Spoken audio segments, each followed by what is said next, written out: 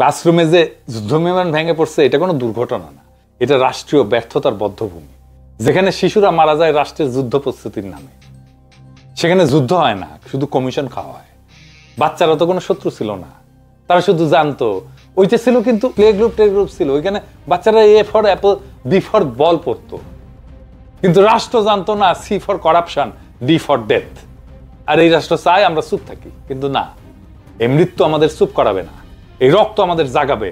আজ যারা বেঁচে আছি তারা আর মুখ ঘুরায় থাকা মানুষ না, আমরা এই রাষ্ট্রের মুখোমুখি দাঁড়ানো সেই প্রজন্ম যারা বলবে এই রাষ্ট্র আর আমাদের না।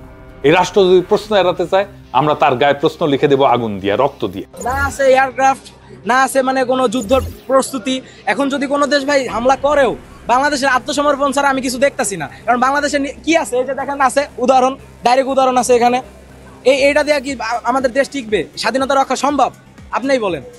আমরা এই যে সাধারণ জনগণের কাছে এইটুকুই দাবি যে আমাদের ট্যাক্সগুলা দিয়া ওরা কি করছে। আর আমাদের যে ট্যাক্সগুলা দিয়ে প্লেন কেনার কথা ছিল, এটা কি 1990 দশকের প্লেন কেনার কথা ছিল? আর এমন উদাহরণস্বরূপ দেখানোর কথা ছিল আমাদের সাথে? আপনারাই বলেন। আমার জনগণের ভিতরে আমার এয়ারফোর্সের ক্যাপাসিটি নিয়ে আমাদের কনফিডেন্স ক্রাইসিস আছে, যে এই ধরনের একটা ইনকম্পিটেন্ট ফোর্স, যেই তার মেশিনারি ঠিকমতো অপারেট করতে জানে না, অথবা কোনটা কিনতে হবে, অথবা কেনার সামর্থ্য থাকার পরেও করাপশনের কারণে টোটাল সিনিয়র ম্যানেজমেন্ট বছরের পর বছর ধরে এই পচা জিনিসগুলো কেনে। এই যে কনফিডেন্স ক্রাইসিস, এই বিমান বাহিনী দিয়ে আমি কি করিব? এই বিমান বাহিনী তো আমার দরকার নাই, তো এই বিমান বাহিনীর কোনো কাজে লাগতেছে না। তো প্রশ্নবিদ্ধ বিমান আপনার এই যে দেখেন বার্মায় কয়দিন পর পর আমাদের হিল ট্রাক্সে আপনার মিসাইল এসে পড়তেছে, ওর বোমা এসে পড়তেছে। তো আমার এটা ডিল করবার মতো ক্যাপাসিটি তো আমার নাই। তাহলে এই ফোর্স আমি হাজার হাজার কোটি টাকা দিয়ে কেন পালি?